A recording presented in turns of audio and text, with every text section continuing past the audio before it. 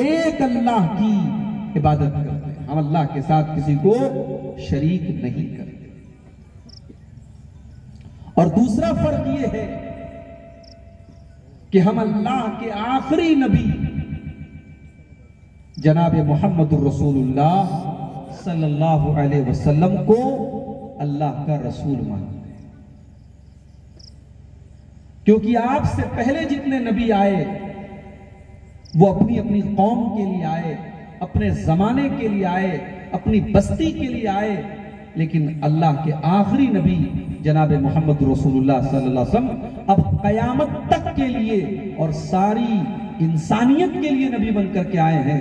इसलिए हम आपका कलमा पढ़ते हैं, आपको नबी मानते हैं। यही वो डिफरेंस है, यही वो फर्क है जो हमें दूसरों से अलग। अब ये फर्क जो है हमारे और दूसरों के बीच में, इसी फर्क को जाहिर करने के लिए हम और आप कलमा पढ़ते हैं। अशहदु अल्ला इलाहा इल्लल्लाह व अशहदु अन्ना मुहम्मदन अब्दुहु व रसूलुहु। मैं इस बात की गवाही देता हूं, मैं इस बात की शहादत देता हूं कि अल्लाह के सिवा कोई इबादत के लायक नहीं। ये हमारे कलमे के दो पार्ट हैं। पहला पार्ट क्या है कि मैं इस बात की गवाही देता हूं कि अल्लाह के सिवा कोई इबादत के लायक नहीं। वाशहदु अन्ना मुहम्मदन अब्दुहु व रसूलुहु, और मैं गवाही देता हूं कि मोहम्मद सल्लल्लाहु अलैहि वसल्लम अल्लाह के बंदे और अल्लाह के रसूल हैं। ये दो पार्ट है हमारे कलमे के, दो हिस्से हैं, दो भाग हैं। पहले हिस्से में हम अल्लाह की तौहीद की गवाही देते हैं और दूसरे हिस्से में हम अल्लाह के आखिरी नबी की रिसालत की गवाही देते हैं। इन्हीं दोनों का नाम इस्लाम है, इन्हीं दोनों का नाम दीन है। इसको और आसान भाषा में हम ये कह सकते हैं कि इस्लाम दो चीजों का नाम है। इबादत किसकी? इबादत सिर्फ अल्लाह की। और इबादत कैसी? इबादत रसूल के जैसी। पीछे कुछ लोग बातें कर रहे हैं, उनसे कहिए थोड़ा खामोश रहे, हाँ, डिस्टर्ब ना करें प्रोग्राम। जो बात करना हो थोड़ा दूर जाके करें। प्रोग्राम में कम लोग हों, जो भी हों, सुकून से सुने तो खतीब का भी जहन जो है वो जमता है, बात कहने में अच्छा लगता है। तो दो सवालों के जवाब में पूरा दीन आ जाता है। इबादत किसकी और इबादत कैसी? इबादत किसकी का जवाब ला इलाहा इल्लल्लाह, और इबादत कैसी का जवाब मोहम्मद रसूलुल्लाह। इबादत किसकी? इबादत सिर्फ अल्लाह की। और इबादत कैसी? इबादत मोहम्मद रसूलुल्लाह सल्लल्लाहु अलैहि वसल्लम के जैसी। इन्हीं दोनों सवालों का नाम, इन्हीं दोनों सवालों के जवाब का नाम दीन है। मैंने जो आयत करीमा आपके सामने पढ़ी है खुतबे मसनूना के बाद, वो कुरान करीम के 16वें पारे की आयत है, सूरह कहफ की आखिरी आयत है। परसों जुमा का दिन है, आपको अल्लाह अगर तौफीक देगा आप पढ़ते भी होंगे। सूरह कहफ हमें हर जुमा को पढ़नी भी चाहिए। हमें से बहुत सारे लोग पढ़ते होंगे, याद भी हो चुकी होगी उनको। सूरह कहफ की आखिरी आयत, उस आयत को जरा आप गौर से देखिए। कुल इन्नमा अना बशरुम मिथलुकुम, ऐ नबी आप कह दीजिए कि मैं तुम्हारे ही जैसा एक बशर हूं। मुझे तुम इंसानियत की हदों से निकालने की कोशिश न करना। मैं भी एक बशर हूं, मैं भी एक इंसान हूं, मैं कोई दूसरी मखलूक नहीं हूं। तुम बीमार होते हो, मैं भी बीमार होता हूं। तुम्हें जब चोट लगती है तो दर्द होता है, मुझे भी चोट लगती है तो दर्द होता है। तुम्हारे बच्चे का इंतकाल होता है, तुम्हारी आंखों में आंसू आते हैं। मेरे बेटे इब्राहिम का इंतकाल हुआ तो मेरी भी आंखों में आंसू आए। तुम्हें जब कोई अच्छी खबर मिलती है तो तुम खुश होते हो, मैं भी अच्छी खबरों पर खुश हुआ करता हूं। मैं भी इंसान हूं। कुल इन्नमा अना बशरुम मिस्लुकुम, ऐ नबी आप कह दीजिए कि मैं भी तुम्हारे जैसा एक बशर हूं, इंसान हूं मैं। अब यहां एक गलतफहमी को दूर कर दीजिए। हमारे बहुत सारे भाई कहते साहब ये अहले हदीस लोग तो नबी को अपने जैसा कहते हैं। नहीं नहीं, नऊज़ बिल्लाह, हम नबी को अपने जैसा नहीं कहते, ना हम नबी को अपने जैसा कह सकते हैं, ना नबी हमारे जैसे हो सकते हैं। हम ये कहते हैं नबी इंसान थे जैसे हम इंसान, लेकिन हम इंसान हैं और नबी नबी हैं। हम आम इंसान हैं और अल्लाह के आखिरी नबी, अल्लाह के सबसे महबूब बंदे हैं। नबी हमारे जैसे कैसे कैसे? यहां बताने का मकसद सिर्फ इतना है कि नबी भी इंसान है। अगर कोई नबी को इंसान नहीं मानता है, नबी को बशर नहीं मानता है, वो कुरान का इनकार करता है, वो जाकर के अपने अकीदे को सही कर ले। कुरान का 16वां पारा है, सूरह कहफ की आखिरी आयत है, और कुरान का ऐलान है कि नबी भी बशर है, नबी भी इंसान है। क़ुल इन्नमा अना बशरुम मिस्लुकुम, ऐ नबी आप कह दीजिए कि मैं भी तुम्हारे जैसा एक बशर हूं। यूहा इलैया, लेकिन मेरे पास अल्लाह की तरफ से वही आती है। मैं अल्लाह का नबी हूं, मेरे पास जिब्रील कुरान की आयतों को लेकर के आया करते हैं, अल्लाह की वही को लेकर के आया करते हैं। यूहा इलैया, मेरे पास अल्लाह की वही आती है। अन्नमा इलाहुकुम इलाहु वाहिद, मेरे पास अल्लाह की वही आती है कि तुम्हारा माबूद एक है, तुम्हारा रब एक है, तुम्हारा परवरदिगार एक है। फमन कान यरजू लिका रब्बिही फलियामल अमलन सालिहा वला युशरिक बिइबादति रब्बिही अहदा। तो जो अपने रब से मुलाकात करना चाहता है, माइक बहुत ज्यादा डिस्टर्ब कर रहा है, माइक की आवाज जो है थोड़ा, या तो इको बहुत बढ़ा दिया उन्होंने, उनसे कि माइक थोड़ा दुरुस्त कर लें। फमन कान यरजू लिका रब्बिही फलियामल अमलन सालिहा, जो अपने रब से मुलाकात करना चाहता है, जो अपने रब से मिलना चाहता है, जो अल्लाह ताला के यहाँ कामयाब होना चाहता है, वो दो काम कर ले। फलियामल अमलन सालिहा, वो जो भी अमल करे नेक अमल करे। ये देखिए, ये बहुत बड़ी बात है। अल्लाह के यहां अमल नहीं चाहिए, अल्लाह के यहां नेक अमल चाहिए। अल्लाह ये नहीं चाहता कि हम अमल करें, अल्लाह ये चाहता है कि हम नेक अमल करें। अल्लाह ताला के यहां क्वालिटी चाहिए, अल्लाह ताला के यहां क्वांटिटी नहीं चाहिए। आप 100 रकात नमाज पढ़ रहे हैं, आप 1000 रकात नमाज पढ़ रहे हैं, रात भर आप इबादत कर रहे हैं, मगर आपकी इबादत है कैसी?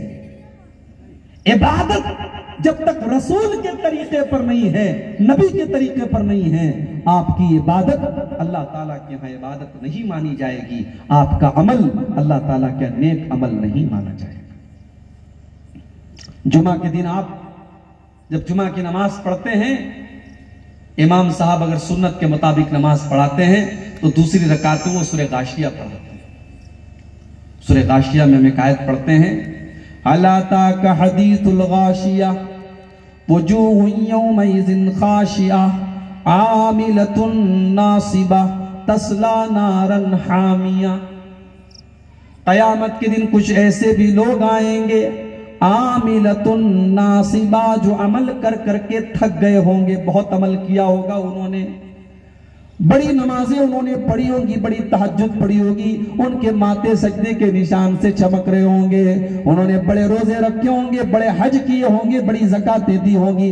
आमिलतुन नासिबा, बहुत अमल करके वो थक गए होंगे, लेकिन अल्लाह फरमा रहा है तस्ला नारन हामिया, वो भड़कती हुई जहन्नम की आग में डाले जाएंगे। अमल तो बहुत सारा वो करके आए होंगे, मगर उनका अमल जनाब मोहम्मद रसूलुल्लाह के तरीके पर न होगा। रबीउल अव्वल का महीना आएगा, वो सड़कों पे जुलूस निकाला करेंगे। वो शाबान का महीना आएगा, वो शब बारात के नाम से इबादतों का एहतमाम किया करेंगे। मुहर्रमुल हराम का महीना आएगा, वो नबी के नवासी की शहादत के नाम पे दुनिया भर की रस्म और रिवाज को फॉलो करेंगे।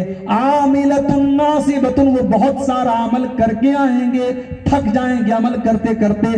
तस्ला नारन हामिया, मगर उनके अमल के ऊपर कुरान और सुन्नत की मुहर न होगी, उनके अमल के ऊपर जनाब मोहम्मद रसूलुल्लाह की मुहर न होगी, इसलिए वो जहन्नम के अंदर डाले जाएंगे। बहुत बड़ी बात है।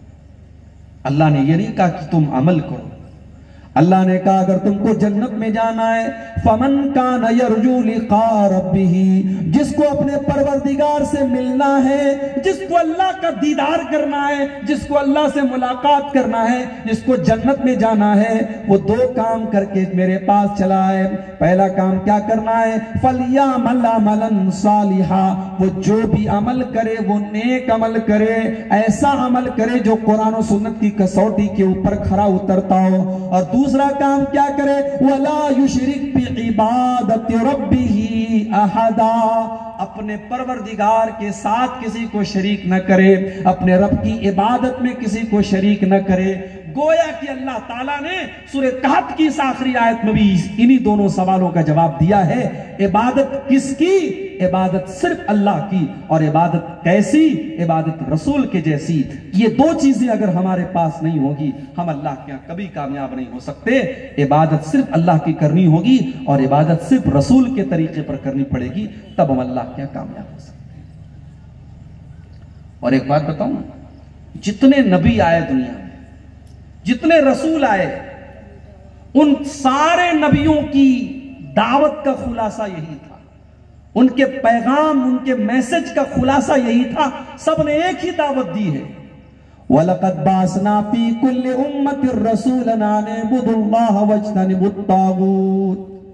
ऐ नबी, आपसे पहले भी जितने नबी हमने दुनिया में भेजे, हर नबी को यही पैगाम दे करके भेजा कि जाकर के अपनी कौम को समझा दो कि इबादत अगर करना है तो सिर्फ और सिर्फ अल्लाह की करना है और तागूत से बचना है, अल्लाह के अलावा किसी और की इबादत नहीं करना है।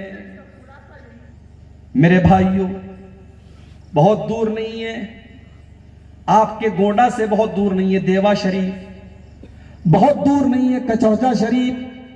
हमने तो दो ही शरीफ जाने, या तो मक्का शरीफ जाना या मदीना शरीफ जाना।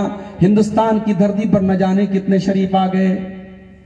ऐसे भी हिंदुस्तान की, हमारे भारत की सरजमीन पर ऐसी भी कब्रें और ऐसे भी बुजुर्गों की कब्रें हैं जहां के बारे में यकीना रखा जाता है वहां जाओगे तुम्हारी बिगड़ी बन जाएगी, बे औलाद वहां जाएगा उसको औलाद मिल जाएगी, कारोबार में परेशान जाएगा उसका कारोबार ठीक हो जाएगा, कोई दुखी और मुसीबत ज़दा इंसान अगर जाएगा उसकी मुसीबतें दूर हो जाएंगी। मेरे प्यारे साथियों, कुरान तो कुछ और कहता है। कुरान कहता है अम्मन युजीबुल मुज़्तर्र इज़ा दआहु व यक्शिफुस्सू, कौन है अल्लाह के अलावा जो परेशानों की परेशानी को दूर करता है, जो मुसीबत में पड़े हुए लोगों की मुसीबतों को दूर करता है।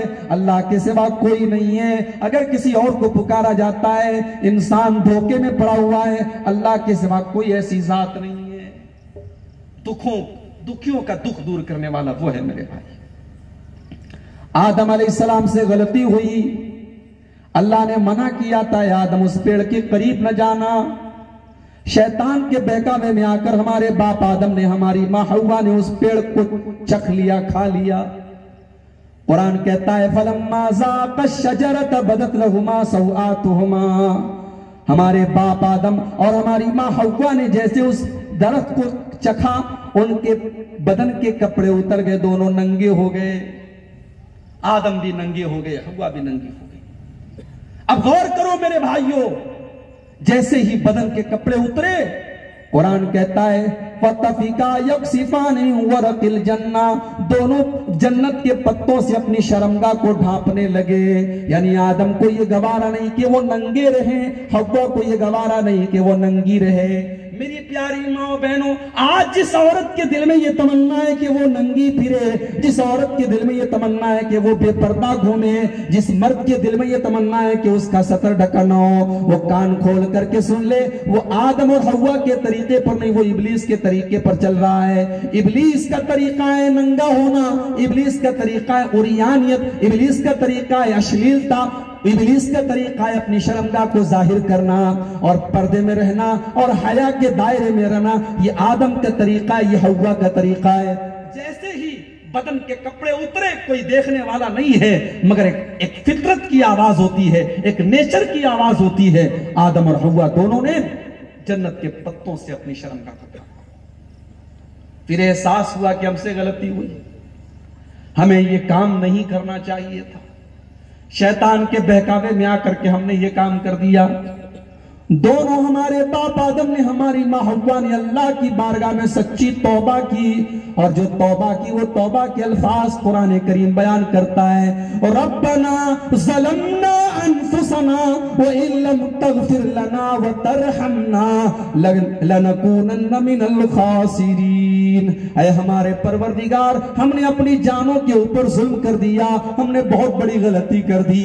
ऐ अल्लाह, ये गलती करके हमने अपने ऊपर जुल्म कर लिया है, अगर तूने आज हमको माफ न किया और तूने हम पर रहम न किया, ऐ अल्लाह हमसे ज्यादा खसारा और नुकसान उठाने वाला कोई ना होगा।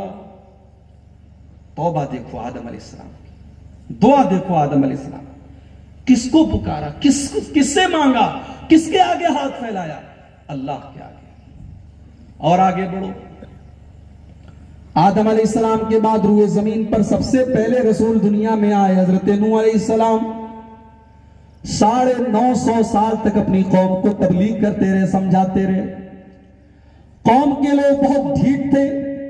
950 साल तक तबलीग करने के बावजूद कुरान कहता है फमा वमा आमन माहू इल्ला कलील। नूह अलैहिस्सलाम के ऊपर थोड़े से लोग ईमान लाए, थोड़े से लोग। इसलिए अगर आपकी दावत सही है, आपका मनहज सही है, आपका पैगाम सही है और लोग नहीं मान रहे हैं, तो ये आपकी नाकामी नहीं है, ये उन लोगों की नाकामी है जो आपकी बात नहीं मानते। इस दुनिया में ऐसे भी नबी आए हैं कि कयामत के दिन जब वो आएंगे तो अकेले आएंगे, उनका कोई मानने वाला, उनका कोई फॉलोअर नहीं था। ऐसे भी नबी दुनिया में आए कि एक आदमी उनका मानने वाला था। तो अगर आपकी दावत सच्ची है, आपका पैगाम सच्चा है, कोई नहीं मानता है, ना माने, वमा अलैना इल्लल बलाग, हमारा काम पहुंचा देना है। नूह अलैहिस्सलाम 950 साल तक इस्लाम की तबलीग करते रहे, अल्लाह की तौहीद की दावत देते रहे, अल्लाह का दीन फैलाते रहे। मुट्ठी भर लोग उनके ऊपर ईमान लाए, बाकी सब उनके दुश्मन हो गए। हजरत नूह अलैहिस्सलाम ने अल्लाह की बारगाह में दुआ की, रब्बि अन्नी मगलूबुन फंतसिर। ऐ अल्लाह, मैं मगलूब हूं, ऐ अल्लाह लोग मेरे ऊपर हावी हो रहे हैं, ऐ अल्लाह लोग मेरे ऊपर जुल्म सितम कर रहे हैं, ऐ अल्लाह तू मेरी मदद फरमा। अल्लाह ने कहा, नूह कश्ती बनाओ, पानी का नामो निशान नहीं। अल्लाह ने कहा कश्ती बनाओ। हजरत नूह अलैहिस्सलाम कश्ती बनाने लगे। कुरान कहता है जब हजरत नूह अलैहिस्सलाम कश्ती बना रहे थे, उनकी कौम के लोग उनके पास से गुजर करके हंसी उड़ाते थे, मजाक उड़ाते थे। देखो ये साहब तो बड़े ही बन गए, ये तो नज्जार बन गए, ये तो कश्ती बनाने का काम कर रहे हैं, दूर दूर तक पानी नहीं है, पता नहीं किसके लिए कश्ती बना रहे हैं। कश्ती बन के तैयार हो गई। अल्लाह ने कहा, नूह अब जितने लोग तेरे ईमान लाने वाले, तेरे ऊपर ईमान लाने वाले हैं, सबको तू कश्ती में सवार कर ले, और अपने परिवार को भी तू इस कश्ती में सवार कर ले। नूह अलैहिस्सलाम ने अपने साथियों को कश्ती पे सवार किया, अपने घर वालों को भी कश्ती पर सवार किया। कुरान कहता है कि नूह अलैहिस्सलाम की बीवी वो उस कश्ती में सवार नहीं हुई, वो उनके ऊपर ईमान नहीं लाई थी। नूह अलैहिस्सलाम की बीवी उस कश्ती में सवार नहीं हुई, और उनका एक बेटा जिसका नाम मुफस्सिरीन ने कनान लिखा है, वो भी उस कश्ती में सवार नहीं हुआ। सारे लोग जब कश्ती में सवार हो गए, हजरत नूह अलैहिस्सलाम ने देखा कि मेरा बेटा मेरी कश्ती में सवार नहीं हो रहा है। काला या बुनय्या इरकब माना, आपने कहा कि मेरे बच्चे आजा, तू मेरी कश्ती में सवार हो जा। नूह अलैहिस्सलाम ने अपने बेटे से कहते हैं कि तू हमारी कश्ती में सवार हो जा। बेटा कहता है सआवी इला जबली यासिमुनी मिनल मा। अय अब्बा जान, आप मेरी चिंता न करें, आप मेरी टेंशन न लें, मैं किसी पहाड़ के ऊपर चला जाऊंगा, अगर तूफान आएगा, अगर सैलाब आएगा, आप मेरी परवाह न करें, मैं पहाड़ के ऊपर चला जाऊंगा। हजरत नूह अलैहिस्सलाम ने कहा, बेटा ये तूफान कोई आम तूफान नहीं, ये सैलाब कोई आम सैलाब नहीं है। क़ाल ला आसिमल यौम मिन अम्रिल्लाह। ऐ मेरे बच्चे, ये अल्लाह का अजाब है, और अल्लाह के अजाब से अल्लाह के सिवा तुझे कोई नहीं बचा सकता।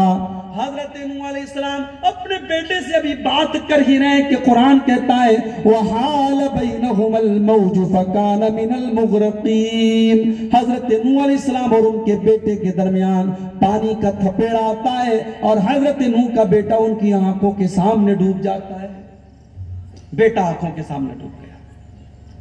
यहां तो साहब थोक के भाव ऐसे पीर मिलते हैं कि जो मुरीदों से वादा करते हैं कि साहब मेरे मुरीद बन जाओ, मैं जन्नत में तुम्हें पकड़ के लेके जाऊंगा। जन्नत इनके बाप की है, जहां जिसको चाहे पकड़ के लेके चले जाए।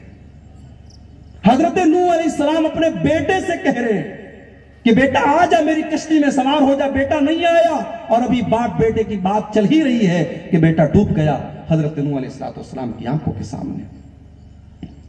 हजरत नूह ने अल्लाह की बारगाह में दुआ की, आए अल्लाह इन वादकल हक, तेरा वादा सच्चा है और मेरा बेटा मेरे परिवार में से, मेरे अहल में से। अय अल्लाह तूने वादा किया था तू मेरे परिवार को बचाएगा, मेरे अहल को बचाएगा। अय अल्लाह मेरा बेटा आज मेरी आंखों के सामने डूब रहा है। अय अल्लाह तेरा वादा कहां चला गया, तूने मेरे बेटे को क्यों नहीं बचाया? क़ाला या नूह इन्नहु लैसा मिन अहलिक इन्नहु अमलुन गैरु सालिह। अल्लाह ने फरमाया कि ऐ नूह तेरा बेटा तेरे परिवार में से नहीं है, तेरे अहल में से नहीं है। ऐ नूह वो तेरा बेटा कहलाने के लायक नहीं है, क्योंकि उसका अमल गड़बड़ है। पता ये चला कि अल्लाह के यहां खून से बड़ा रिश्ता ईमान का रिश्ता होता है। नूह अलैहिस्सलाम का सगा बेटा, उनका अपना बेटा ईमान नहीं लाया तो कुरान कह रहा है, अल्लाह कह रहा है नहीं, ऐ नूह वो तेरे परिवार में से नहीं है, तेरा परिवार तेरे परिवार में से कहलाने के लायक नहीं है, उसका अमल सही नहीं है। बगावत पर हुआ आमादा तो डूबे नूह का बेटा, बगावत पर हुआ आमादा तो डूबे नूह का बेटा। यहां नामो नसब की बरतरी से कुछ नहीं होता। अल्लाह क्या ये नहीं देखा जाएगा आपकी बिरादरी क्या है, आपका खानदान क्या है, आपके अब्बा जान क्या थे? नहीं, आप क्या है, आपका अकीदा क्या है, आपका अमल क्या है, आपका तरीका क्या है, आपका कैरेक्टर क्या है, आपकी आखिरत इस पर डिपेंड करेगी मेरे भाइयों। नूह अलैहिस्सलाम का बेटा उनकी आंखों के सामने डूब गया। नूह अलैहिस्सलाम ने किसको पुकारा? अल्लाह को पुकारा। और आगे बढ़ो, इब्राहिम अलैहिस्सलाम को देखो, जब उनको आग में डाला जा रहा है, उनको जलाने के लिए इतनी बड़ी आग तैयार की गई कि पूरा गांव उस आग के अंदर जलाया जा सकता है। जब आग जलाने के लिए तैयार हो गई और हजरत इब्राहिम के कपड़े उनके बदन से उतार लिए गए और उनको आग में डाला जाने लगा। इब्राहिम की पेशानी पर कोई बल नहीं है और इब्राहिम के चेहरे पर कोई गम नहीं है। इब्राहिम की जुबान पर बड़े सुकून के साथ ये कलिमात जारी है, हस्बी अल्लाहु व निअमल वकील। मेरा अल्लाह मेरे लिए काफी है, मेरा अल्लाह बहुत बेहतरीन कारसाज और काम बनाने वाला है, मेरा अल्लाह जरूर मेरी मदद करेगा। इधर हजरत इब्राहिम को आग में डाला गया, उधर अल्लाह ने डायरेक्ट आग से फरमाया, कुलना या नारुकूनी बरदम व सलामन अला इब्राहिम। ऐ आग तू मेरे खलील के लिए ठंडी हो जा और सलामती वाली हो जा, इतनी ठंडी भी ना हो जा कि मेरा इब्राहिम ठंडक से खत्म हो जाए, और तू इतनी गर्म भी ना हो कि मेरे इब्राहिम के बदन का एक रोंगटा भी जल जाए। ऐ आग तू ठंडी भी हो जा और सलामती वाली हो जा। इब्राहिम अलैहिस्सलाम उस आग में बिल्कुल सही सलामत निकल के चले आए। कौन है जिसने इब्राहिम को आग से बचाया? अल्लाह ने बचाया। किसका नाम उनकी जुबान पर आया? अल्लाह का नाम आया उनकी जुबान पर। और आग में से निकलने के बाद इब्राहिम अलैहिस्सलाम जब अपनी कौम को छोड़ के, अपनी बस्ती को छोड़ के जाने लगे, तो उनके जहन में ख्याल आया कि अब मुझे कोई सहारा चाहिए। क़ाला रब्बी हबली मिनस सालिहीन। वो दुआ करते हैं कि ऐ परवरदिगार मुझे एक नेक बेटा अता फरमा।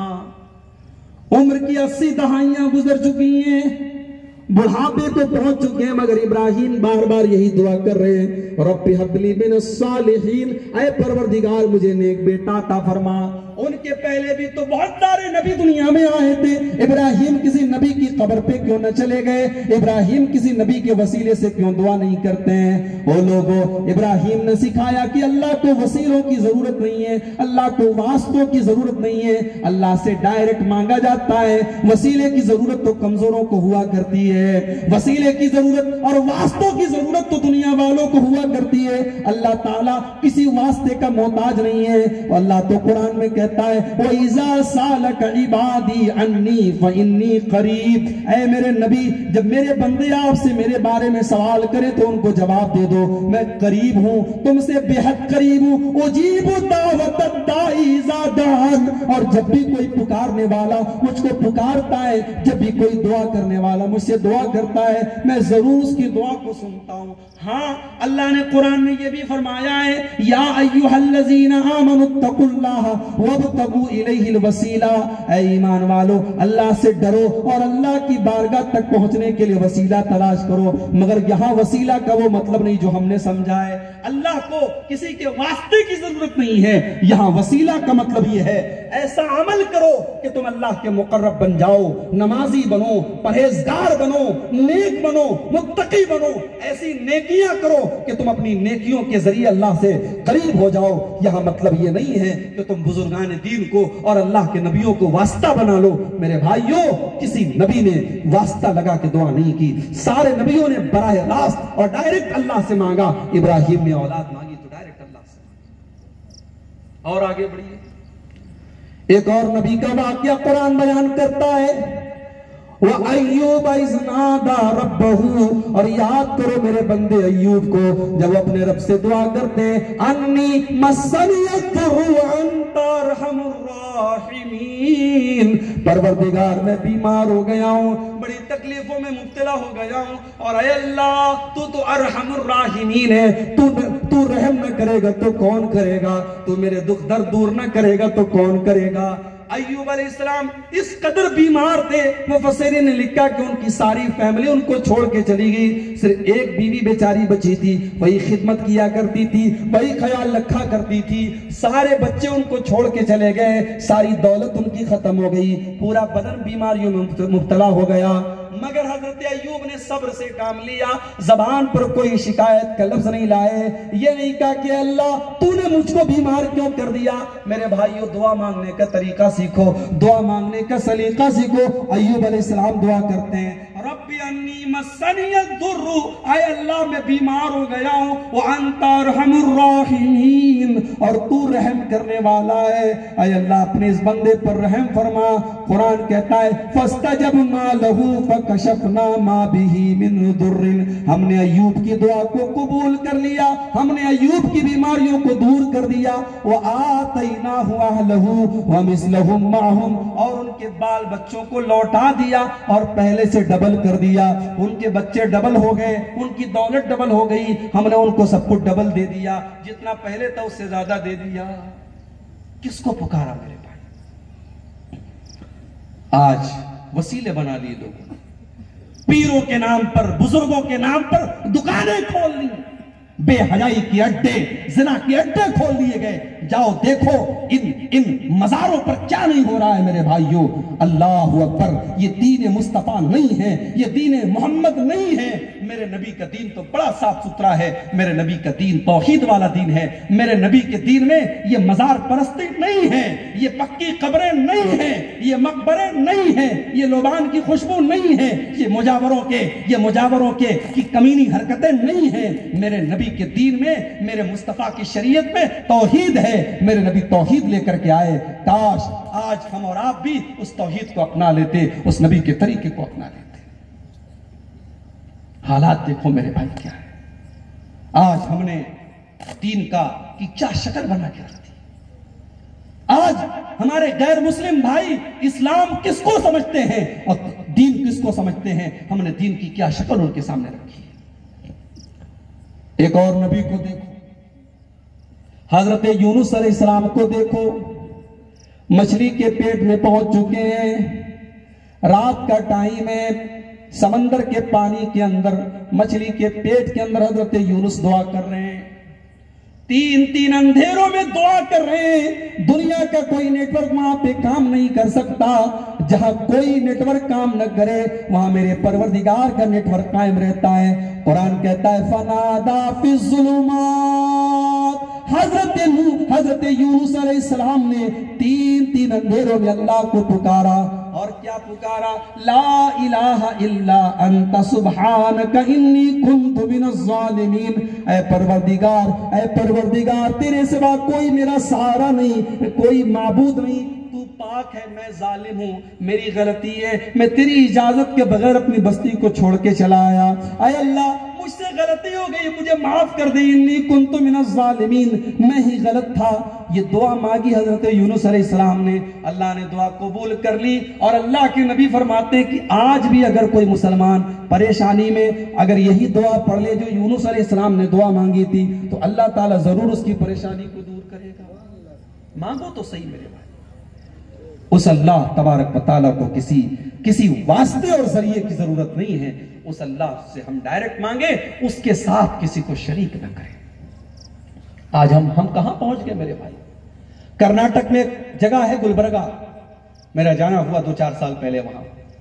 वहां एक बहुत बड़े बुजुर्ग की कब्र है, ख्वाजा बख्तियार काकी ये बुजुर्ग गुजरे हैं। उनका लक़ब है बंदा नवाज, बंदों को नवाजने वाले। उनका मकबरा है वहां। लोगों ने कहा शेख आप आए हैं, चलिए दरगाह देख लीजिए आप। बंदा नवाज की दरगाह गया मैं अंदर। अब वहां दरगाह पे एक छोटी सी कब्र थी। मैंने पूछा साहब ये किसकी कब्र है? बोले वो ख्वाजा साहब की बेटी ने बिल्ली पाली थी, बिल्ली की कब्र है। थोड़े आगे बढ़े और छोटी सी कब्र थी। मैं पूछा ये किसकी कब्र है? बोले वो ख्वाजा साहब का एक तोता था, उस तोते की कब्र है। यानी ये उम्मत आज तोते और बिल्ली तक की कब्रों के आगे जाकर के सर झुका रही। सोचो इस उम्मत का क्या होगा करेगा। दुनिया का सबसे बड़ा पाप अगर कोई है तो शिर्क है। और अगर आज हम दुनिया में हर जगह मारे और पीटे जा रहे हैं ना, तो कहीं ना कहीं हमें इस पहलू पर भी गौर करना पड़ेगा कि हम ज़बान से तो ला इलाहा इल्लल्लाह कह रहे हैं, मगर अमली एतबार से हम न जाने कितने परवरदिगार और न जाने कितने रब बना के बैठे हैं। अल्लाह को हम ला इलाहा इल्लल्लाह कहते हैं, और मुश्किल कुशा हम हजरत अली को कहते हैं। हम ला इलाहा इल्लल्लाह भी कहते हैं, और गरीब नवाज हम ख्वाजा मोइनुद्दीन चिश्ती अजमेरी को कहते हैं। हम ला इलाहा इल्लल्लाह भी कहते हैं, और गौसे आजम हम शेख अब्दुल कादिर जिलानी को कहते हैं। हम ला इलाहा इल्लल्लाह भी कहते हैं, और दाता हम ख्वाजा हजवेरी को कहते हैं। हमने तो कितने रब बना लिए, हमने तो कितने माबूद बना लिए। हम शिर्क करके ये उम्मीद करें कि अल्लाह हमारी मदद करेगा। माफ करना मेरे भाइयों, अल्लाह ने मदद का वादा जरूर किया था, मगर इस शर्त पर किया था कि हम तौहीद पर कायम रहेंगे, तब अल्लाह हमारी मदद करेगा। वादल्लाहुल्लज़ीना आमनू वअमिलुस्सालिहाति मिनकुम लयस्तखलिफन्नहुम कमस्तखलफल्लज़ीना मिन क़ब्लिहिम वलयुमक्किनन्न लहुम दीनहुमुल्लज़ी इर्तज़ा लहुम वलयुबद्दिलन्नहुम मिन बादि खौफिहिम अमना याबुदूननी ला युशरिकून बी शैया। अल्लाह ने फरमाया सूरह नूर के अंदर, मेरे बंदों हम तुम्हारी मदद जरूर करेंगे, शर्त ये है कि तुम सिर्फ और सिर्फ मेरी इबादत करना, मेरे साथ किसी और को शरीक न करना, शिर्क न करना। शिर्क करके हम अल्लाह को राजी नहीं कर सकते। दुनिया का सबसे बड़ा पाप है ये शिर्क। अल्लाह ने सूरह अनआम के अंदर 18 नबियों का जिक्र करने के बाद फरमाया वलौ अशरकू लहबित अन्हुम मा कानू यामलून। हमारे ये 18 पैगंबर भी अगर शिर्क कर देते, इनकी तमाम नेकियां बर्बाद हो गई होती, इनके सारे के सारे अमल बर्बाद हो गए होते। अल्लाह ने सूरह ज़ुमर के अंदर अपने प्यारे हबीब से फरमाया वलक़द ऊहिया इलैका व इलल्लज़ीना मिन क़ब्लिका लइन अशरकता लयहबतन्न अमलुक वलतकूनन्न मिनल खासिरीन। ऐ नबी, हम आपको भी ये बता रहे हैं और आपसे पहले जितने नबी आए उनको भी ये पैगाम बताया गया, अगर आपने शिर्क कर दिया तो आपके सारे अमल बर्बाद हो जाएंगे और आप खसारा उठाने वालों में से हो जाएंगे। मुशरिक की कोई इबादत अल्लाह के कबूल नहीं हो सकती। अगर कोई ये समझता है साहब कयामत के दिन अल्लाह के रसूल का दामन पकड़ के बच जाएगा, वो रसूल का दामन किसी मुशरिक को नसीब नहीं होगा। कान खोल के सुन लो, सरकार का दामन और नबी का दामन किसी शिर्क करने वाले को नसीब नहीं होगा। आइए एक हदीस आपको सुनाता हूं, बड़ी प्यारी हदीस है, बड़ी प्यारी हदीस है। इस हदीस को अगर समझ लिया तो ये कभी एक इंसान ये नहीं कहेगा कि हम सरकार का दामन पकड़ के बच जाएंगे चाहे हम कुछ भी करें। जब आप तौहीद पर रहेंगे तभी अल्लाह के नबी की शफाअत आपको मिलेगी। आइए ये हदीस हम देख लेते हैं, बुखारी और मुस्लिम की हदीस है। हजरत अबू हुरैरा अल्लाह के नबी के पास आते हैं, आए अल्लाह के रसूल, मन आसादुन्नास बिशफातिक यौमल क़ियामा, आए अल्लाह के नबी वो कौन सा खुश नसीब इंसान है जो कयामत के दिन आपकी शफाअत का हकदार बनेगा। आए अल्लाह के नबी वो कौन सा खुश नसीब इंसान है जिसकी आप शफाअत फरमाएंगे कयामत के दिन। अल्लाह के नबी फरमाते हैं, लक़द ज़ननतु या अबा हुरैरा अल्लाह यसअलनी अहदुन अव्वलु मिनका, आए अबू हुरैरा मुझे यकीन था कि ये सवाल सबसे पहले अगर कोई करेगा तो अबू हुरैरा करेगा। लिमा रअयतु मिन हिर्सिका अलल हदीस, इसलिए कि अबू हुरैरा मैं देखता हूं कि तेरे अंदर हदीस को सीखने की तड़प है, हदीस को सीखने की लालच है, हदीस को जानने की तड़प है। अल्लाह हमारे अंदर भी वो तड़प पैदा फरमा दे मेरे भाइयों, हमारी माँ बहनों के अंदर वो तड़प फरमा दे कि हदीसों को सीखने की हमारे अंदर ललक पैदा हो जाए। आपने फरमाया कि ऐ अबू हुरैरा मुझे मालूम है कि ये सवाल तुम ही करोगे क्योंकि तुम्हारे अंदर हदीस की बड़ी मोहब्बत है। ऐ अबू हुरैरा, ऐ अबू हुरैरा असअदुन्नास बिशफाअती यौमल क़ियामा, कयामत के दिन वो खुश नसीब इंसान जिसकी मैं शफाअत करूंगा वो कौन होगा।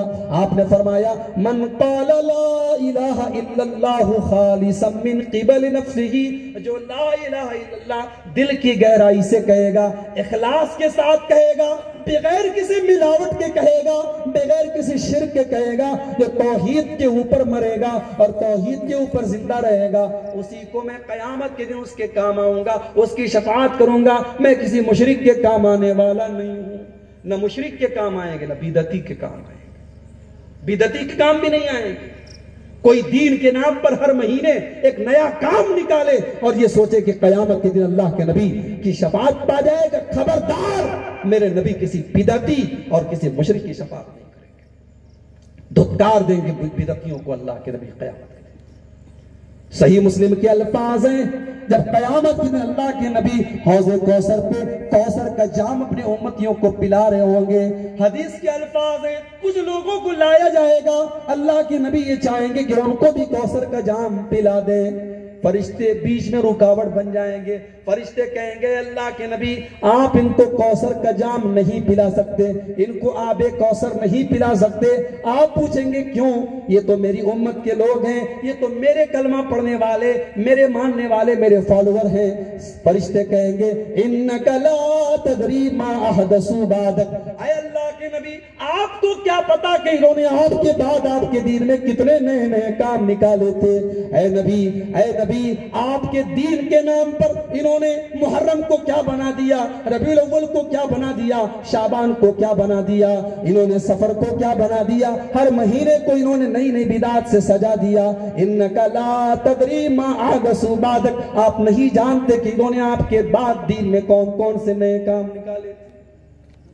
जब इतना सुनेंगे अल्लाह के नबी के बिदती लोग हैं, आप फरमाएंगे सोहकन सोहकन लिमन गय्यर आबादी, इनको घसीट करके मेरी आंखों के सामने से दूर लेके जाओ, इनको घसीट करके जहन्नम में लेकर के जाओ, जिन्होंने मेरे दीन को बदल डाला, मेरी शरीयत को बदल डाला, जिन्होंने इस्लाम को बदल डाला, उनको मेरी आंखों के सामने से दूर ले जाओ।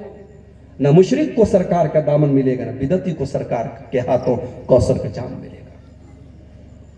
तो दुनिया का सबसे बड़ा पाप शिर्क है मेरे भाई, इसलिए हम और आप शिर्क से अपने आप को बचाएं। हजरत इब्राहिम अलैहिस्सलाम जैसा पैगंबर अल्लाह से दुआ करता है, वजुनुबनी व बनी अन्ना बुदल असनाम, आय अल्लाह मुझे और मेरे बच्चों को तो शिर्क से बचाना, मुझे और मेरे बच्चों को बुत परस्ती से बचाना। आय अल्लाह हमारे अकीदे की हिफाजत करना, आय अल्लाह हमारी तौहीद की हिफाजत करना। ये बच्चों के गले में तावीज डालते हो, ये शिर्क है मेरे भाई। घरों में उल्टी सीधी गिनतियां लटका करके अकीदा रखते हो कि नफा और नुकसान में वो गिनतियां आपकी मदद करेंगी, ये शिर्क है मेरे भाई। रास्ते से बिल्ली गुजर जाए तो बाइक का ब्रेक मार देते हो, कार का ब्रेक मार देते हो और ये अकीदा रखते हो कि बिल्ली का गुजरना मनहूस है, ये भी तौहीद के खिलाफ है मेरे भाई। 3, 13 और 23 की तारीख को मनहूस समझा जाता है, ये भी तौहीद के खिलाफ है मेरे भाइयों। और किसी काहिन और अर्राफ के पास जाकर के अपनी हाथों की रेखाएं दिखा करके ये अकीदा रखना कि वो मेरा भविष्य मुझको बताएगा, यदि शिर्क है मेरे भाइयों। शिर्क की बहुत सारी शक्लें आज हमारे समाज में राइज हैं। हमें और आपको अपनी तौहीद की हिफाजत करनी चाहिए और शिर्क से अपने आप को बचाना चाहिए। तो पहली चीज ये है, इबादत किसकी? इबादत सिर्फ और सिर्फ अल्लाह की। और तकरीर का दूसरा पार्ट, इबादत कैसी?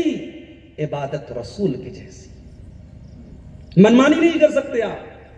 नमाज कैसे पढ़ते हो? जैसे बाप दादा पढ़ते चले आए, जैसे बचपन से सबको देखते चले। नहीं, सल्लो कमा रायतुमूनी वसल्ली, अल्लाह के नबी फरमाते हैं नमाज वैसे पढ़ो जैसे तुम अपने नबी को देखते हो नमाज पढ़ते हुए।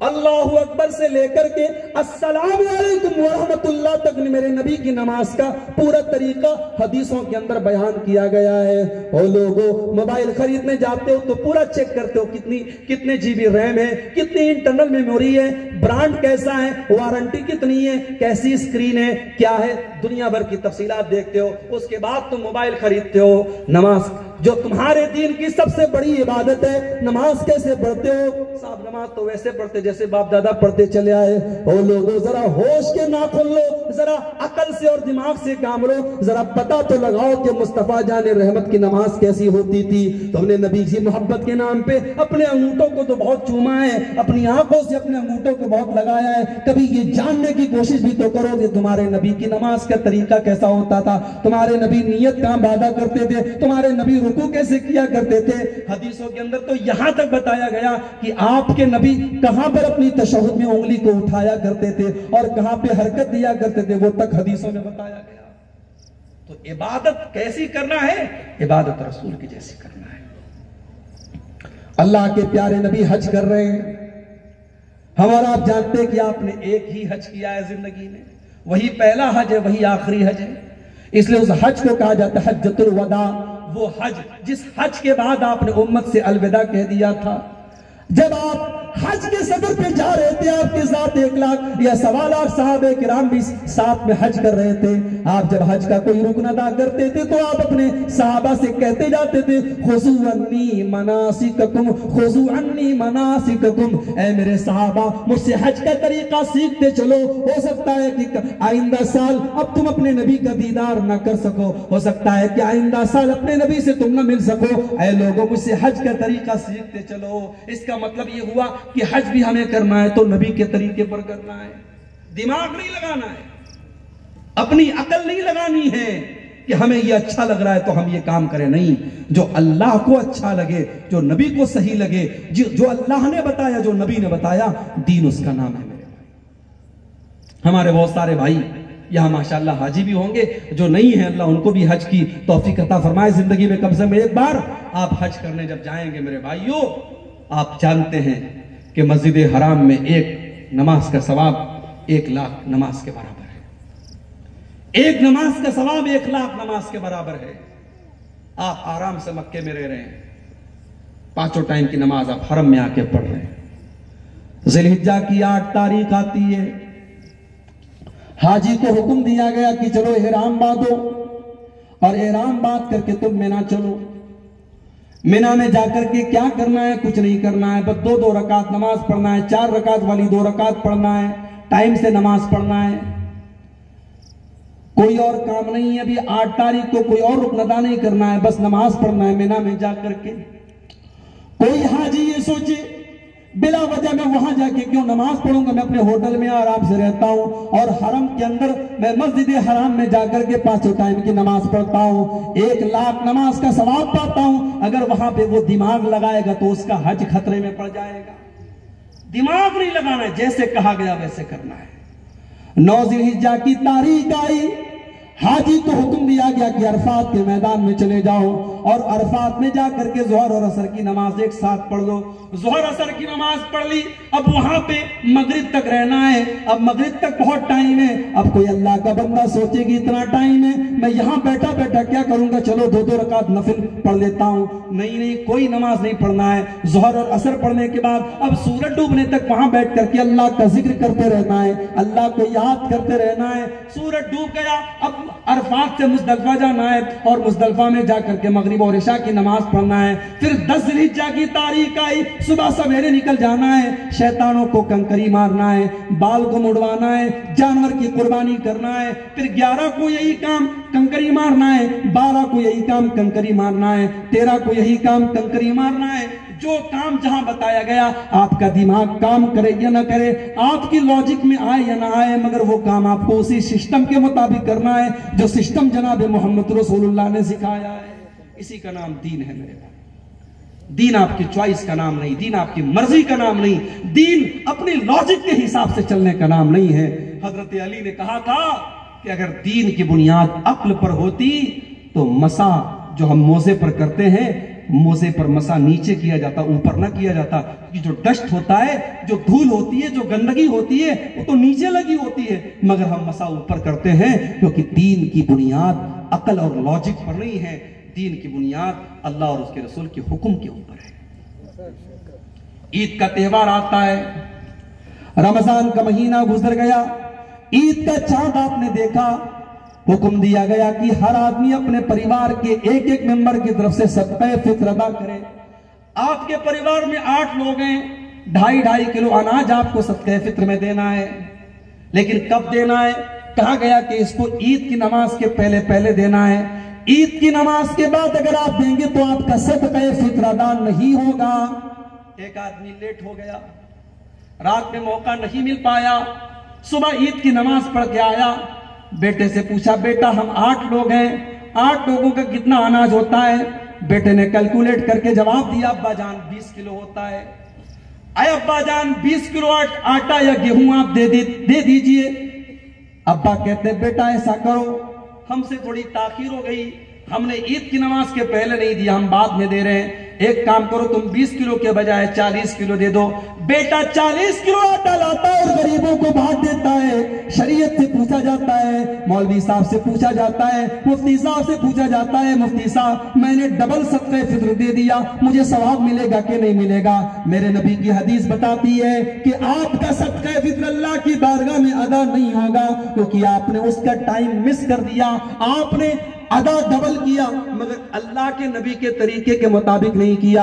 ईद की नमाज के बाद आपने किया, और मेरे नबी का हुक्म है कि ईद की नमाज के पहले किया जाए। इसी का उल्टा आ जाए। हमारा दूसरा त्योहार आया, हमारे यहां सिर्फ 2 ही ईद है भाई, तीसरी कोई ईद नहीं है। अभी एक तीसरी ईद भी मनाई गई और बड़े धूमधाम से मनाई गई, और कहने वाले कहते साहब कि हजारों ईदें रबीउल अव्वल निसार तेरी चहल पहल पर, हजारों ईदें रबीउल अव्वल निसार तेरी चहल पहल पर, सिवाय इब्लीस के जहां में सभी तो खुशियां मना रहे।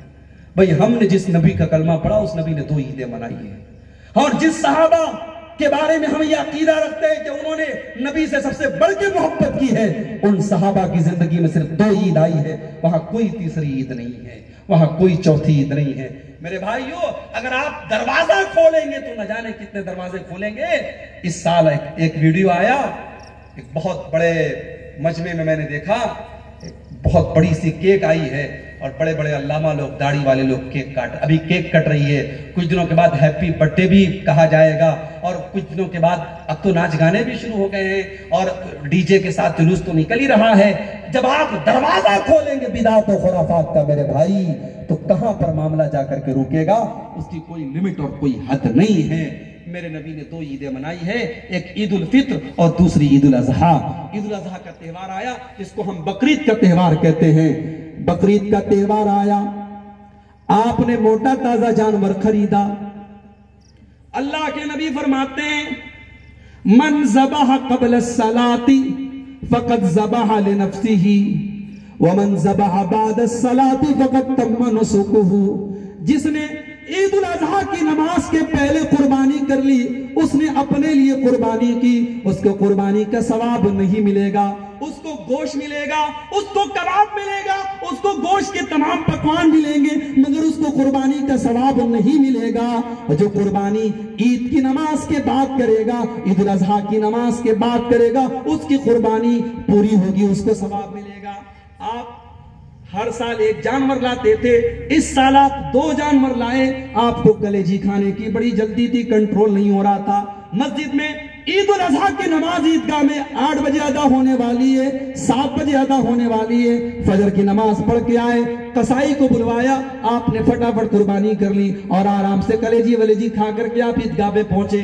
आपने ईद उल अजहा की नमाज पढ़ी, मुफ्ती साहब से मसला पूछा, मुफ्ती साहब मैं हर साल 1 बकरे की कुर्बानी करता था, इस साल 2 बकरों की कुर्बानी करके आया हूं, बस छोटी सी मिस्टेक ये कर दी कि नमाज के पहले मैंने कर दी। मुफ्ती साहब जवाब देंगे, हाजी साहब आपने बेड़ा गर्क कर दिया, कुर्बानी तो आपने डबल जानवर की कर दी, मगर आपने अल्लाह के नबी के तरीके के खिलाफ कर दिया। इसलिए कि अल्लाह के नबी तो हमेशा ईद की नमाज के बाद करते थे, आपने पहले कर दिया। आपकी कुर्बानी अल्लाह के कबूल नहीं होगी। इबादत कैसी? इबादत रसूल के जैसी। यही है मोहम्मद रसूलुल्लाह का मतलब मेरे भाई, इसके अलावा दीन कुछ और नहीं है। हजरत अमीर मुआविया को देखिए, खाने काबा का तवाफ कर रहे थे और तवाफ करते करते हजरत मुआविया खाने काबा के चारों कोनों को टच करने लगे, चारों कोनों का इस्तेलाम करने लगे। हजरत अब्दुल्ला बिन अब्बास की नजर पड़ी, उन्होंने कहा, मुआविया ये क्या कर रहे हैं आप खाने काबा के चारों कोनों का इस्तेलाम क्यों कर रहे हैं? क्या आपको नहीं पता कि अल्लाह के नबी ने सिर्फ 2 कोनों का इस्तेलाम किया है, सिर्फ 2 कोनों को हाथ लगाया है, एक हजर अस्वद को लगाया, एक रुकन यमानी को लगाया, आप बाकी के दोनों कोनों को हाथ क्यों लगा रहे हैं? हजरत मुआविया कहते हैं, ऐ अब्दुल्ला इब्न अब्बास, अगर मैंने हाथ लगा लिया तो कौन सा गुनाह कर दिया? अगर मैंने हाथ लगा भी दिया तो कौन सा गुनाह कर दिया? लईसा शैउन मिनल बैति महजूरा, ऐ अब्दुल्ला बिन अब्बास, ये तो अल्लाह का घर है, ये तो खाने काबा है, अगर मैंने हाथ लगा भी लिया तो कौन सा गुनाह कर दिया? हजरत अब्दुल्ला बिन अब्बास ने कहा कि ऐ अमीर मुआविया, आप सही कह रहे हैं, मगर अल्लाह कुरान में कह रहा है, लक़द काना लकुम फी रसूलिल्लाहि उस्वतुन हसना, ओ लोगों तुम्हारे लिए अल्लाह के रसूल की जिंदगी नमूना है। जब हमारे लिए हमारे नबी की जिंदगी नमूना है और हमारे नबी ने सिर्फ 2 कोनों को टच किया है और 2 कोनों को हाथ लगाया है, तो हमें भी अपने नबी के तरीके पर चलना चाहिए और बाकी दोनों कोनों को हाथ नहीं लगाना चाहिए। सहाबे किराम हमारी और आपकी तरह जिद्दी नहीं थे, हमारी और आपकी तरह तासुब नहीं था उनके अंदर, अपनी बात पर अड़े नहीं रहते थे। हजरत मुआविया ने फौरन रुजू किया, कहा कि आप सही कह रहे हैं, मुझसे गलती हो गई, मैं अपनी बात से रुजू करता हूं। मेरे प्यारे साथियों, सारे इख्तिलाफात खत्म हो जाएंगे। आओ हम अल्लाह की कसम किसी इख्तिलाफ की दावत नहीं देते। हमारा कोई फतवा नहीं कि फला से मुसाफा किया तो निकाह टूट जाएगा, फला के पीछे जनाजे की नमाज पढ़ी तो निकाह टूट जाएगा। हमारा निकाह माशाल्लाह इतना कमजोर नहीं है, हमारा निकाह इतना कमजोर नहीं, हमारा दीन इतना कमजोर नहीं कि किसी के हाथ मिलाने से और किसी के को सलाम करने से निकाह टूट जाए और इस्लाम से इंसान खारिज हो जाए। हम तो ये कहते हैं, उनका जो काम है वो अहले सियासत जाने, मेरा पैगाम मोहब्बत है जहां तक पहुंचे। मेरे भाइयों, आओ, इख्तिलाफात बहुत हैं हमारे और आपके दरमियान, इस उम्मत के अंदर बहुत सारे इख्तिलाफात हैं, और इख्तिलाफ की बुनियाद पर एक दूसरे को नीचा समझना और एक दूसरे को जलील करना और तहकीर करना, ये शेवा नहीं है मुसलमान का। इख्तिलाफ को दूर करो मेरे भाई। और कहां से दूर करेंगे हम? हमारे इख्तिलाफों का की कसौटी क्या है?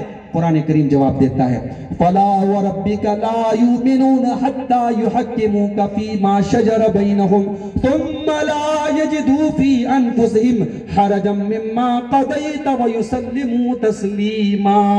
ऐ नबी, आपके रब की कसम, ये लोग उस वक्त तक मोमिन नहीं हो सकते जब तक अपने सारे झगड़ों में, सारे इख्तिलाफात में, ऐ नबी, आपके फैसले को आखिरी फैसला न मान ले, आपके फैसले को तस्लीम न कर ले, तब तक ये मोमिन नहीं हो सकते। आओ, इख्तिलाफात को खत्म कर लो, अल्लाह के नबी की सुप्रीम कोर्ट में आ जाओ मेरे भाइयों। दीन इसी का नाम है। दीन में इबादत किसकी? इबादत सिर्फ अल्लाह की। और इबादत कैसी? इबादत रसूल की जैसी। एक मिसाल और बयान करके बात खत्म कर रहा हूं। हमारे यहां बहुत सारी मनगढ़ंत दुआओं का भी रिवाज है। अभी आजकल एक मैसेज बड़ा वायरल हुआ कि साहब आजकल मुसलमानों पर बड़े मुश्किल हालात हैं, आयतल कुर्सी को 7 बार पढ़ा जाए, हस्बुनल्लाहु व निअमल वकील को 70 मरतबा पढ़ा जाए, या हय्यु या कय्यूम को 12 मरतबा पढ़ा जाए, दरूद शरीफ को 11। ये जो गिनती आपने फिक्स की, भाई दरूद शरीफ पढ़ना बहुत नेकी का काम है, मगर ये गिनती फिक्स आपने जो की कि 11 मरतबा पढ़ा जाए, आयतल कुर्सी को 7 मरतबा पढ़ा जाए, या हय्यु या कय्यूम को इतने मरतबा, ये गिनती फिक्स करने का अधिकार भी हमें और आपको नहीं।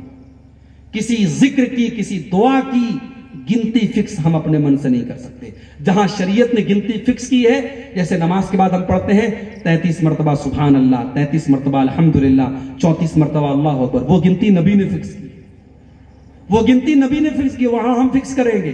जहां नबी ने गिनती फिक्स नहीं की है वहां अपने मन से गिनती फिक्स करना यह भी बिदअत है मेरे भाई, वो भी नहीं चलेगी।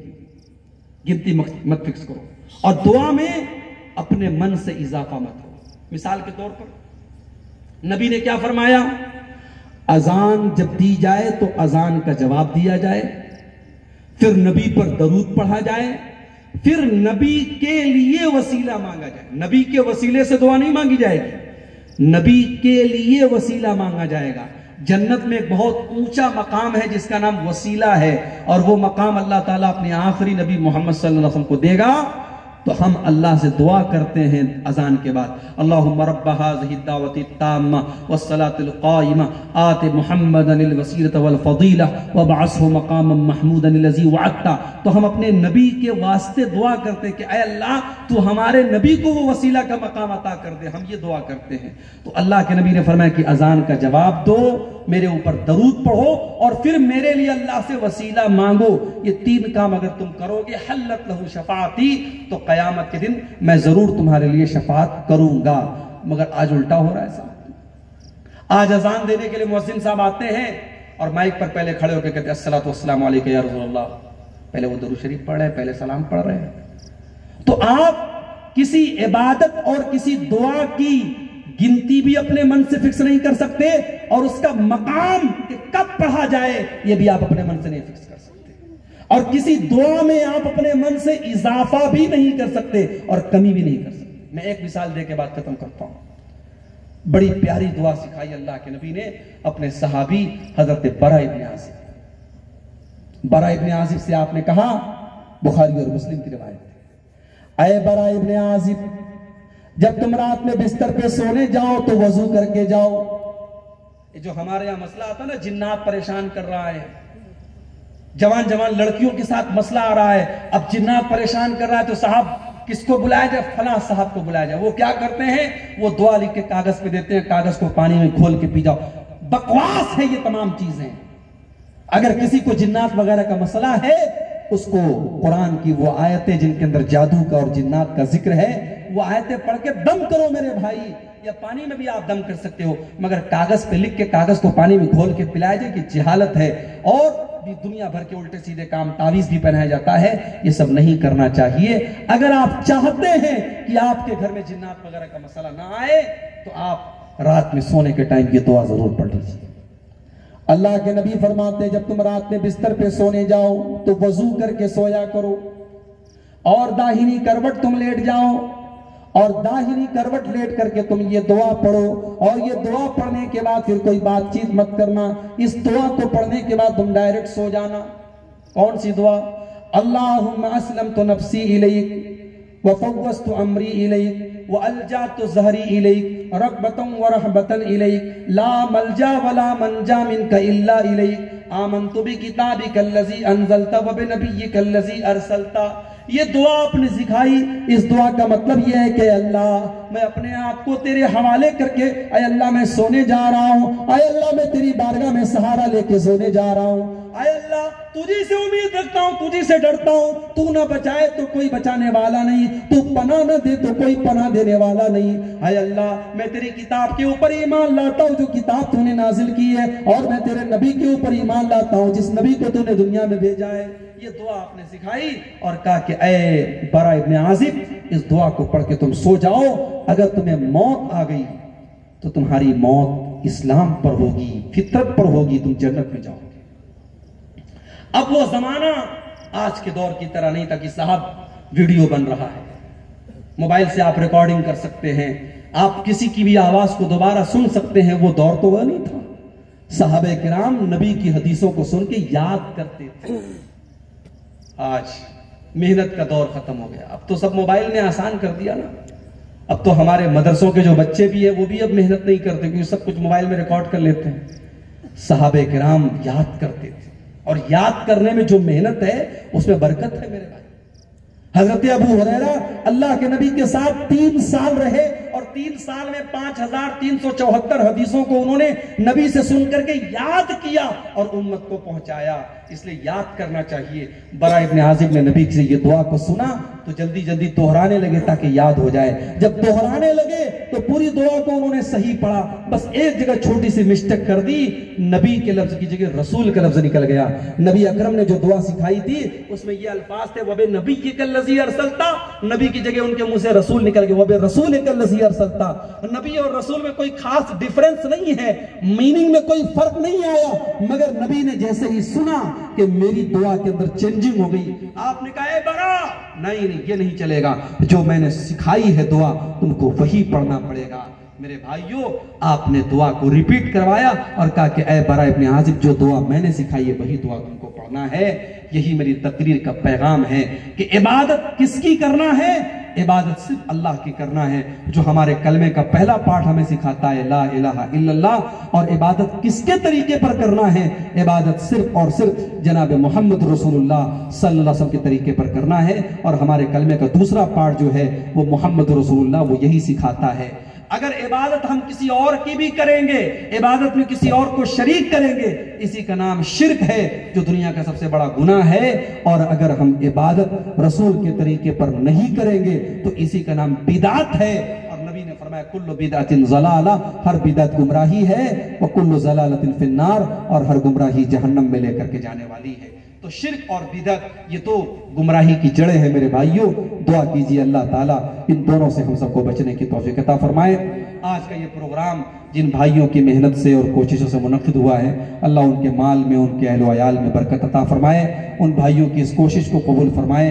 अल्लाह हमारे इस बैठने को, जमा होने को कबूल फरमाए। जो हमें बीमार हैं अल्लाह उनको शफाए कामिल आजिल अता फरमाए। जो रोजी रोटी से परेशान हैं अल्लाह उनके कारोबार में बरकत नसीब फरमाए। रब्बुल आलमीन हमारी सफ़ों में इत्तिहाद पैदा फरमा दे। अगर मेरी किसी बात से हमारे किसी भाई की दिलाजारी हुई हो, मैंने पूरी कोशिश की है, किताब सुन्नत के दायरे में रह करके बात करने की कोशिश की है, मगर जज्बाती मौजू है, तौहीद का मौजू है, सुन्नत का मौजू है, हो सकता है जज्बात में आकर के कोई ऐसी बात मेरे मुंह से निकली हो, मेरे किसी भाई को अगर ठेस पहुंची हो तो भाई मुझे माफ फरमाए। मकसद सिर्फ आपको तौहीद और सुन्नत की दावत देना है। अल्लाह इसी तौहीद और सुन्नत पर हमें मरते दम तक कायम रहने की तौफीक अता फरमाए। आमीन व आखिरु दावाना अनिल हम्दुलिल्लाहि रब्बिल आलमीन। अस्सलामु अलैकुम व रहमतुल्लाहि।